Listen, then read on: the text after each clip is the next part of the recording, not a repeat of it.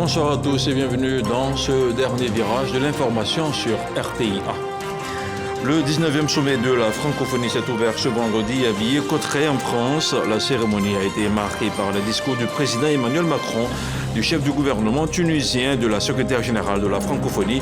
Et puis hier jeudi, la Côte d'Ivoire a pris la tête de la vice-présidence de la conférence ministérielle de la francophonie pour un mandat de 2 ans. Les retraités de Côte d'Ivoire ont exprimé jeudi leur gratitude envers le président de la République. Le chef de l'État leur a en effet accordé depuis le 6 août dernier une prime annuelle exceptionnelle. Le Premier ministre Robert Bugri-Mombé les a félicités pour leur contribution année après année au développement de la Côte d'Ivoire. Et puis le projet Suède, autonomisation des femmes et dividendes démographiques au Sahel, est une initiative régionale financée par la Banque mondiale. En Côte d'Ivoire, il est à sa deuxième phase. Il a permis récemment de prendre en charge de jeunes filles à risque à travers un filet social et une initiative du ministère de la Cohésion nationale et de la Solidarité. On ouvre ce journal avec l'appel de Villers-Cotterêts pour un espace numérique intègre et de confiance dans l'espace francophone. La francophonie est une communauté de langues et de valeurs, celle de femmes et d'hommes qui ont le français en partage, celle aussi de 88 États et de gouvernements membres de l'Organisation internationale de la francophonie qui promeuvent les mêmes valeurs, la démocratie, les droits de l'homme et les libertés fondamentales, ainsi que l'engagement constant en faveur de la diversité culturelle et linguistique.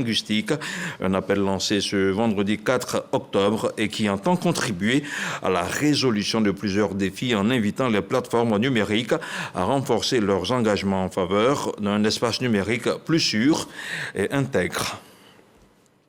Et puis au cours des travaux de la conférence ministérielle de la francophonie, la ministre de la Culture, Françoise Remarque, a été désignée pour occuper la vice-présidence de la conférence ministérielle pour un mandat de 2 ans. Au cours de cette rencontre, elle a, au nom du président de la République, Alassane Ouattara, remercié les autorités françaises pour leur accueil chaleureux accordé à la délégation ivoirienne. Françoise Remarque a aussi félicité la secrétaire générale de la francophonie, Louise Mouchiki-Wabo, pour le travail abattu à la tête de l'institution. Les retraités de Côte d'Ivoire ont rendu hommage hier jeudi au président de la République, Alassane Ouattara, à l'origine les réformes du chef de l'État pour améliorer les conditions de vie des seniors, notamment la prime spéciale de retraite déjà en vigueur, une prime instaurée le 6 août dernier par le président de la République. Le Premier ministre qui conduisait à cette cérémonie un parterre de membres du gouvernement a traduit la solidarité du chef de l'État aux retraités. Retour sur les détails de la rencontre avec Léon Brou. S'agissant du cas particulier de nos vaillants retraités qui ont tant donné à la nation, j'ai décidé de les accompagner davantage en instituant le 1er septembre de chaque année une prime spéciale correspondant au tiers de leur pension mensuelle. Annoncé le 6 août, la prime annuelle spéciale de retraite effective depuis le 1er septembre 2024. Les 2 fédérations des 28 associations de retraités, donc reconnaissantes au chef de l'État. Ce geste symbolique et concret témoigne de l'attention que le président accorde à ceux qui ont donné le meilleur d'eux-mêmes pour ce pays. Nous avons là une preuve supplémentaire que nous ne nous sommes pas trompés de lui avoir dit oui hier. Encore des aspirations, notamment la pension entière comme prime spéciale, mais les retraités formulent le vœu d'exprimer de vive voix leur gratitude au chef de l'État. Une démarche saluée par la tutelle qui les investit de la mission d'ambassadeur de la protection sociale, eu égard aux réformes impulsées par le président Alassane Ouattara pour améliorer les conditions de vie des seniors. Les réformes entreprises par notre président vont bien au-delà de l'octroi d'une prime ou de l'instauration de nouveaux instruments. Nous assistons à une véritable réforme complète de notre système de protection sociale avec une approche inclusive et durable et surtout plus protectrice qui garantit que chaque citoyen puisse bénéficier d'une sécurité financière. Quand le chef du gouvernement prend la parole, il entre en interaction directe avec les retraités. Question pour le Premier ministre de jauger l'impact réel de la prime spéciale de retraite en cette période de rentrée scolaire. Puis Begré Mambé renouvelle la solidarité du chef de l'État aux retraités. Nous sommes venus spécialement pour vous dire merci au nom du président Alassane Ouattara. Nous vous demandons de sa part d'être les témoins de sa volonté de faire de la Côte d'Ivoire un pays de paix, un pays de fraternité, un pays de solidarité, où ce qui compte, c'est la joie que nous pouvons procurer les uns aux autres. La prime spéciale de retraite est payée le 1er septembre de chaque année. En cas de décès du retraité, elle est versée à son conjoint, puis à leur enfant mineur, si le conjoint venait à son tour à décéder. Je vous le disais en ouverture de cette édition, le projet d'autonomisation des femmes et le dividende démographique dans le Sahel, baptisé Suède, est à sa deuxième phase en Côte d'Ivoire. Dans notre pays, il porte entre autres sur l'autonomisation, la santé reproductive et l'appui alimentaire, un vaste programme que réalise le gouvernement depuis 2021 avec l'appui de la Banque mondiale et de l'UNFPA. À Daloa, une esquisse du projet est en cours en ce moment. On en parle avec Jean-Marc Djadji. À Daloa, chef-lieu du Haut-Sassandra, voici une école où certains élèves, à l'heure du déjeuner, répètent les mêmes gestes. Se laver les mains à tour de rôle. Passage obligatoire pour accéder à cette salle, transformée en réfectoire. Pour cette année, ils sont 180 filles et 20 garçons inscrits de la 6e à la 3e qui bénéficient ici d'un appui alimentaire. Au menu ce jour-là, de l'attiqué et du poisson frit, le célèbre garba servi aux enfants. Merci, Tati. Comme la jeune Pascaline en classe de 6e. Après l'obtention de son certificat d'études primaires, la jeune fille quitte ses parents vivant dans un village aux alentours pour s'installer chez son oncle, ici à Daloa. Mais ce domicile se trouve à 7 km de l'école. Pour elle, les allées et venues sont difficiles à effectuer à la pause. Elle est alors sélectionnée pour cette cantine au sein de son établissement. On mange tout le temps, de lundi au vendredi. On mange riz, attiqué, pain et puis argot, des fois asparités et pain. Ça m'arrange très bien parce que je vais manger, je ne veux pas aller ailleurs pour aller manger. Je suis obligée de rester ici et le soir, je m'en vais à la maison. Tous ces enfants font partie d'un vaste projet débuté en 2021 et qui cible les jeunes filles et femmes à risque. Le projet d'autonomisation des femmes et le dividende démographique dans le Sahel, baptisé Suède. Ceux-ci font partie de la phase 2, lancée le 9 avril 2022 à Korogo, dans le nord du pays. Pour faire à manger aux élèves de cette école, des tantines, toutes des femmes de la communauté qui ainsi peuvent contribuer à l'éducation de ces enfants tout en ayant une activité génératrice de revenus. Nous disons sincèrement merci au président de la République et son gouvernement. Nous disons merci aussi à Madame la ministre de l'Éducation nationale. Nous disons sincèrement merci à Suède qui fait à manger à nos enfants. Vraiment, nous sommes dans la joie parce que ça pouvait aller ailleurs. C'est une grâce. Comment vous allez les filles? Ces jeunes filles, tout comme la poignée de garçons, profitent ici d'une forme de filets sociaux qui consiste à les rendre moins vulnérables, mais aussi à soutenir les parents. Bien que toutes les filles de l'école auraient aimé participer à cette activité, nous avons pris des critères de vulnérabilité. D'abord, on peut prendre une petite, par exemple, qui est ici, en ville, sans ses parents. La plupart de nos élèves qui sont ici, il y en a qui viennent des campements. Et donc, les parents leur permettent de louer une maison ici. Et quelquefois, elles sont sans adultes avec elles. Donc, elles sont obligées de se débrouiller pour manger et tout ça. Donc, on regarde la distance par rapport à l'école. On regarde aussi le fait que ça peut être un enfant qui est orphelin. Ça peut être aussi un enfant dont les parents n'ont pas grand-chose à la maison. L'ambition du gouvernement ivoirien est de maintenir les jeunes filles à l'école, du moins jusqu'à l'obtention de leur BEPC, pour les rendre plus autonomes. 212 établissements retenus sur toute l'étendue du territoire bénéficient du projet Suède. Pour cette seconde phase, ce sont 800 000 jeunes filles et femmes qui ont été encadrées. Le projet Suède porte, en dehors de l'appui alimentaire, sur d'autres projets en faveur de l'autonomisation de la femme. Ce sont entre autres la santé reproductive, maternelle, infantile, néonatale et nutritionnelle. Ce programme soutenu par la Banque mondiale couvre 9 pays d'Afrique de l'Ouest et du Centre. En Côte d'Ivoire, il est mis en œuvre par une unité de coordination placée sous tutelle du ministère de la Cohésion nationale, de la solidarité et de la lutte contre la pauvreté. On parle maintenant de développement rural avec le ministre d'État, ministre de l'Agriculture, qui était récemment dans la région du Bélier. Thibissou Kobena Kwasi Adjoumani était accompagné d'une délégation de la Banque africaine de développement. Une visite de terrain qui s'inscrit dans le cadre du projet de pôle agro-industriel, un projet qui aura permis l'inauguration de 2 centres de groupage de produits agricoles, des infrastructures qui ont coûté environ 1,1 milliard de francs CFA. On retrouve les précisions de Kader Sogodogo.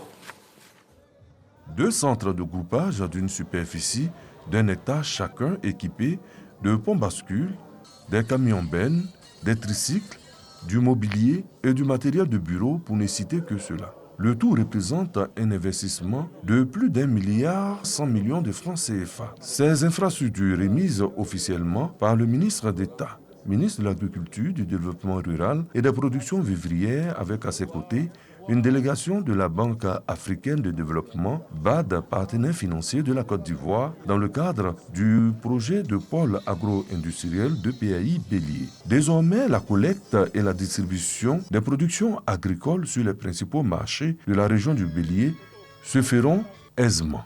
Une joie pour le monde paysan. Grâce au président de la République, son Excellence M. Alassane Ouattara, qui a une vision claire pour le développement du monde agricole et le bien-être des acteurs des chaînes de valeur agricole, un programme a été initié en notre faveur.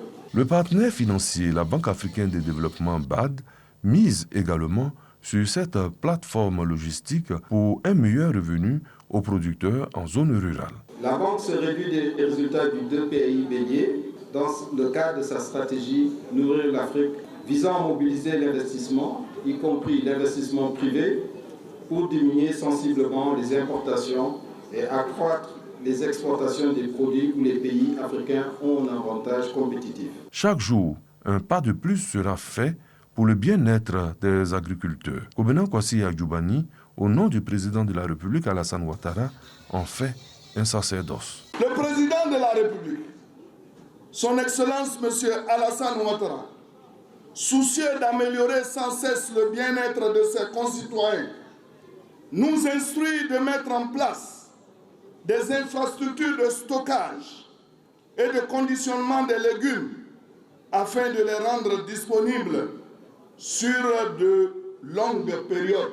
Cette cérémonie de Thibissou s'est déroulée en présence de nombreux élus et cadres de la région du Bélier, au nombre desquels le ministre d'État, Jano Aoussou Kwadjo, conseiller spécial du président de la République.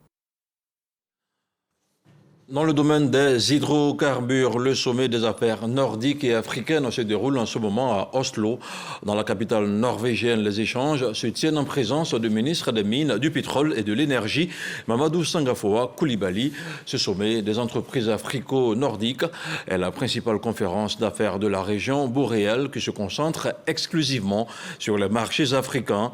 Plus de 200 délégués de 35 pays ont assisté à la conférence. Lansine Bakayoko est notre envoyé spécial à Oslo. Avec ses immenses richesses pétrolières et gazières, la Norvège a montré ses capacités à capitaliser au mieux les ressources générées par la production de ses hydrocarbures. À travers ce sommet des affaires nordiques et africaines ici à Oslo, le Royaume scandinave met à la disposition des pays africains intéressés son savoir-faire en matière de gestion des ressources pétrolières. Plus de 25 États sont donc venus s'inspirer du modèle norvégien, notamment en matière de gestion des flux financiers, des institutions de gouvernance, des négociations avec les compagnies pétrolières. Sur les premiers rangs, la Côte d'Ivoire. Nous sommes venus à cette rencontre, à ce sommet, pour inviter la communauté des hommes d'affaires de la Norvège de venir profiter, capter toutes les opportunités, les potentialités que la Côte d'Ivoire offre aujourd'hui. Et nous attendons beaucoup de ce sommet en termes d'investissement. Un sommet pas seulement important pour le développement de l'industrie pétrolière, mais aussi pour la préservation de l'environnement et la mobilisation des dispositifs nouveaux. Un des éléments clés, c'était aussi de rentrer en contact avec tous les départements techniques, voilà, afin de voir après, pour les prochaines étapes, comment développer la collaboration pour nous appuyer dans l'organisation aussi en termes de notre administration, en vue de donc être plus performant dans le contrôle et le suivi de nos activités. Présent aussi à Oslo, le ministre des Mines, du Pétrole et de l'Énergie, Mamadou Sangafoa Coulibaly, a rencontré plusieurs acteurs privés, mais également les autorités norvégiennes. C'est une rencontre qui a été fructueuse dans la mesure où nous avons pu apprécier de près comment ils se sont organisés, comment ils sont structurés, et ils sont disposés, dans le cadre d'un accord formel, à partager leur expérience avec nous. Particulièrement intéressés par les opportunités présentées par le ministre Mamadou Sangafoa Coulibaly, tous les acteurs ont assuré de prendre part au Salon international des ressources énergétiques et extractives, CIREX, prévu du 27 novembre au 2 décembre prochain à Abidjan. Et ici, à Abidjan, il y a 72 heures, il se tenait la 6e édition du prix d'excellence du ministère du Patrimoine, du portefeuille de l'État et des entreprises publiques. Un prix pour promouvoir la bonne gouvernance et la performance des sociétés d'État. 91 structures forment ce tissu économique public et représentent un capital social de 740 milliards de francs CFA pour un chiffre d'affaires de plus de 7700 milliards de francs CFA. C'est l'OIC, l'Office ivoirien des chargeurs, qui a remporté le premier prix. Plus de détails avec Léon Blou. L'OIC, l'Office ivoirien des chargeurs, Grand Prix d'excellence 2023 du ministère du Patrimoine, du portefeuille de l'État et des entreprises publiques. L'Office ivoirien des chargeurs n'a fait qu'accomplir la mission qui lui a été assignée par le gouvernement, c'est-à-dire résoudre les problèmes de fluidité portuaire, maritime, aéroportuaire et ferroviaire. La SODEMI, prix sectoriel de la meilleure entreprise non commerciale. Dans la catégorie opposée, le port autonome d'Abidjan s'adjuge le prix de la performance économique et financière 2023. Cette même année, la tutelle chiffre à 859 milliards le résultat net des 91 structures d'État. Le ministère du Patrimoine a initié de la réforme du cadre juridique du portefeuille de l'État, l'amélioration du pilotage de la performance, l'optimisation du fonctionnement des organes d'administration et de gestion des entreprises publiques, ainsi que le renforcement du dispositif de contrôle.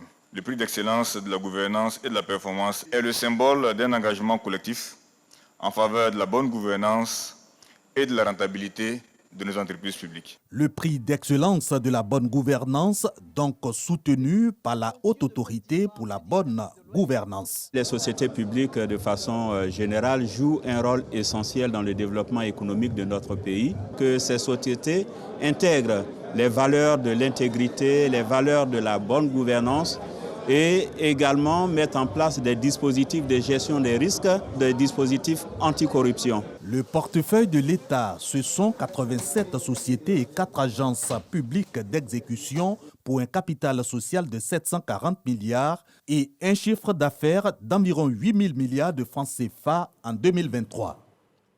On s'intéresse maintenant à cette double cérémonie dans le domaine de l'immobilier et de l'habitat. La célébration des 60 ans de la Chambre du droit des affaires et de l'immobilier et de la première édition des agences immobilières agréées a eu lieu hier jeudi.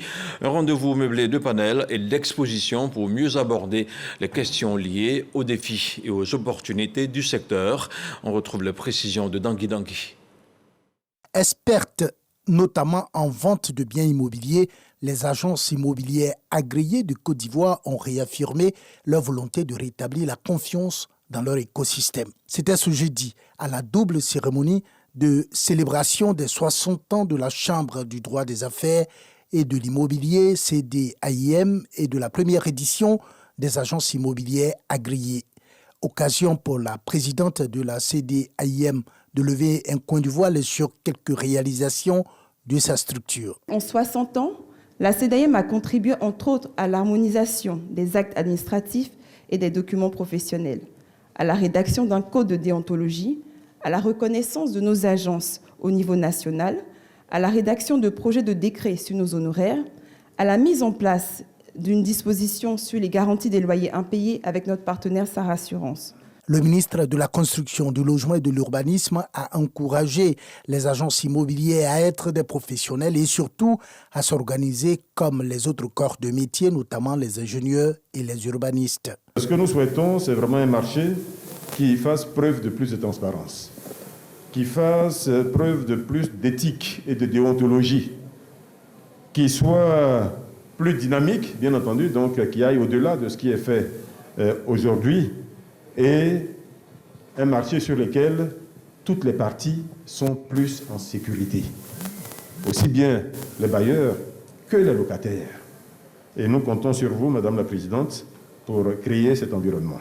La double cérémonie de célébration des 60 ans de la Chambre du droit des affaires et de l'immobilier et de la première édition des agences immobilières agréées, ce sont surtout des expositions pour donner de la visibilité aux acteurs du secteur et aussi des panels d'experts pour réfléchir sur les défis et les opportunités des agents immobiliers. Quelle stratégie de mise en conformité des ouvrages d'assainissement non collectifs? La question était au cœur d'une rencontre initiée par le ministère de l'Hydraulique, de l'Assainissement et de la Salubrité. Il s'agissait pour les parties prenantes de solder le mécanisme de financement pour améliorer les services d'assainissement. Grascando. 80% de la population n'est pas raccordée au réseau d'égouts de la ville d'Abidjan. Pour une meilleure gestion de ce type d'assainissement, vidangeurs, entreprises de fosses septiques et autres parties prenantes se sont retrouvés pour plancher sur la stratégie de mise en conformité des installations et le financement pour l'amélioration de l'accès aux services d'assainissement non collectif. L'activité qu'on mène, c'est déjà vider des fosses septiques qui sont dans les ménages. Et quand on collecte, il faut aller vider quelque part. Donc déjà, nous, ça nous arrange parce que si on n'a pas de coin où aller dépoter, on va prendre les raccourcis pour vidanger un peu partout dans la ville. Et ça, c'est pas bon pour la santé. Le secteur a été négligé pendant un bon moment. Et donc, pour une bonne prise en main, il faut des mécanismes pour mieux prendre en charge l'assainissement non collectif. Une bonne gestion des eaux usées pour un cadre de vie sain. Le projet s'inscrit dans le cadre de la promotion de l'accès aux services d'assainissement autonomes en milieu urbain. Le gouvernement a investi dans les stations de boues de vidange pour pouvoir recueillir ces boues issues de ces fosses-là. Et ces boues sont traitées et valorisées. D'où l'implication du secteur privé qui doit prendre sa part dans la gestion de cet assainissement non collectif pour nous permettre de valoriser les produits issus, n'est-ce pas, de cet assainissement. Le gouvernement est là pour soutenir ce secteur-là, pour faire, n'est-ce pas, la promotion de cet assainissement non collectif. La loi sur le code de l'hygiène et de la salubrité a été promulguée en novembre 2023. Le directeur de cabinet du ministre de l'Hydraulique, de l'Assainissement et de la Salubrité invite les populations à se l'approprier en vue d'un environnement assaini. Sur un tout autre plan, tous les acteurs impliqués dans l'organisation du pèlerinage à la Mecque se sont réunis pour dresser le bilan des performances opérationnelles de la défunte édition. Dans les locaux du ministère de l'Intérieur et de la Sécurité, ils ont établi le rapport d'activité des différents secteurs. Les difficultés, les recommandations et les perspectives étaient au centre de la rencontre. Le compte-rendu de Demadongui connaît par Gassoro. 8 pèlerins rappelés à Dieu au cours du Hajj 2024 en Terre Sainte d'Arabie Saoudite. C'est ce qui ressort de ce séminaire bilan des structures impliquées dans l'organisation du pèlerinage à la Mecque, 5e pilier de l'islam.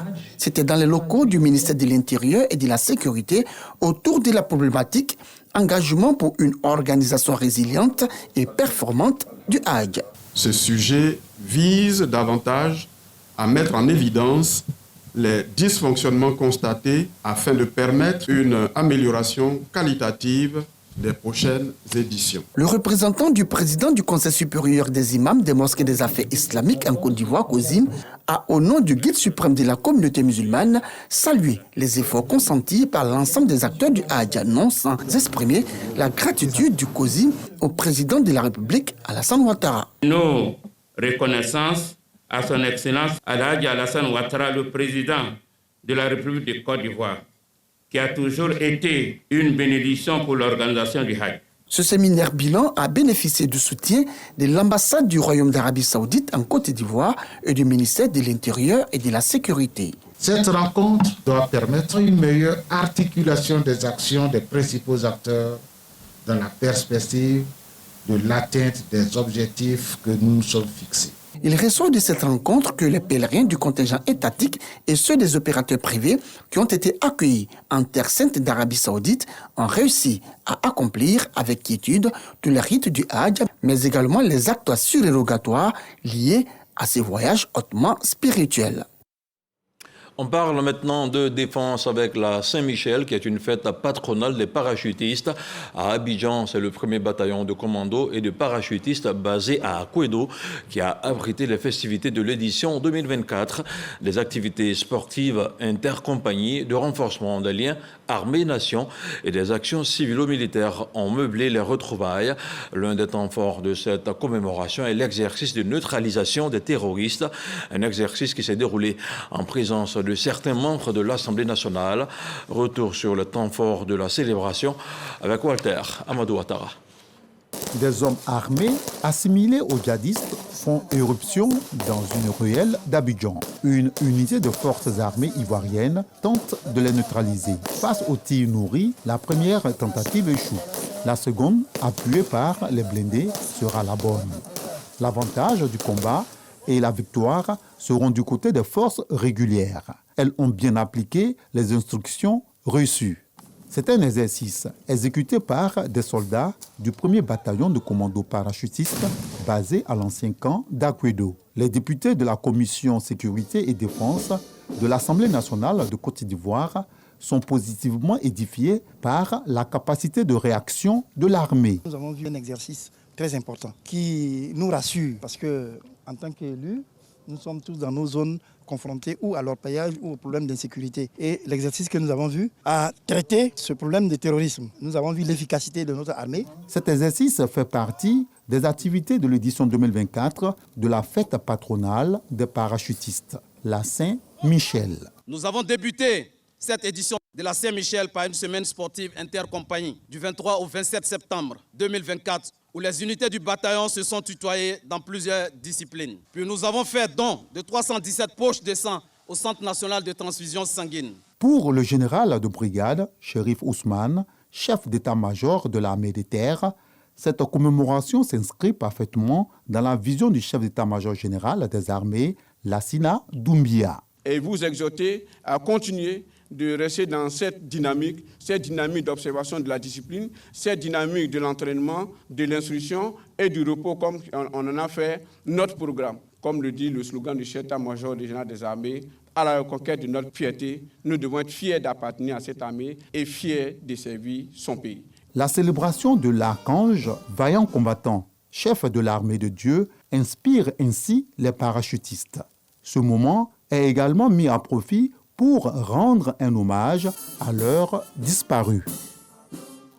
On s'intéresse maintenant aux activités du ministre des Affaires étrangères, de l'intégration africaine et des Ivoiriens de l'extérieur. Léon Kakou-Adom a reçu en audience mercredi dernier l'ambassadeur des Émirats arabes unis en Côte d'Ivoire. Le diplomate émirati est venu témoigner la reconnaissance du gouvernement et du peuple des Émirats arabes unis au gouvernement ivoirien. Une visite qui intervient suite au bombardement de la résidence de l'ambassadeur des Émirats arabes unis à Khartoum, au Soudan, le 29 septembre dernier. Le compte-rendu de Michel Digré. Les Émirats arabes unis ont dénoncé ce lundi 30 septembre le bombardement de la résidence de leur ambassadeur au Soudan. Les faits se sont déroulés la veille dimanche à Khartoum, où les combats s'intensifient depuis le déclenchement du conflit armé en avril 2023. La Côte d'Ivoire a condamné cette attaque et c'est à juste titre que l'ambassadeur des Émirats arabes unis en Côte d'Ivoire a rencontré le ministre des Affaires étrangères Léon Kakou Adom pour saluer la promptitude des autorités ivoiriennes. Vous connaissez les relations qu'il y a entre Cheikh Zayed, le président des Émirats, et le président de la République Côte d'Ivoire, son Excellence Alassane Ouattara. Il était donc bon que nous recevions le représentant de Cheikh Zayed à Abidjan pour lui dire combien la Côte d'Ivoire était indignée par ce qui s'est passé au Soudan et lui traduire toute notre solidarité et lui renouveler notre amitié et lui demander de transmettre à Cheikh Zayed de la part du chef de l'État, le président Alassane Ouattara, sa solidarité et toute sa détermination à œuvrer au développement de liens d'amitié et de coopération qui existent heureusement entre nos deux pays. Toute attaque contre une mission diplomatique est une violation des normes du droit international. Et puis on termine ce journal avec le bilan du naufrage d'un bateau dans l'est de la République démocratique du Congo. Un bilan qui est passé à 78 morts et des dizaines de personnes sont toujours portées disparues, a annoncé jeudi un responsable local. Le bateau qui transportait environ 278 personnes se dirigeait vers Goma, la capitale de la province du Nord Kivu, lorsqu'il a chaviré plus tôt jeudi dans le lac Kivu. Les recherches de personnes disparues sont toujours en cours par les équipes de la marine appuyées par celle de la Croix-Rouge et de Médecins sans frontières. Le gouvernement a déclaré que le bateau était surchargé de passagers et de marchandises et a coulé après avoir échoué à résister à une vague violente. C'est la fin de ce live. Merci de nous avoir suivis et bonsoir.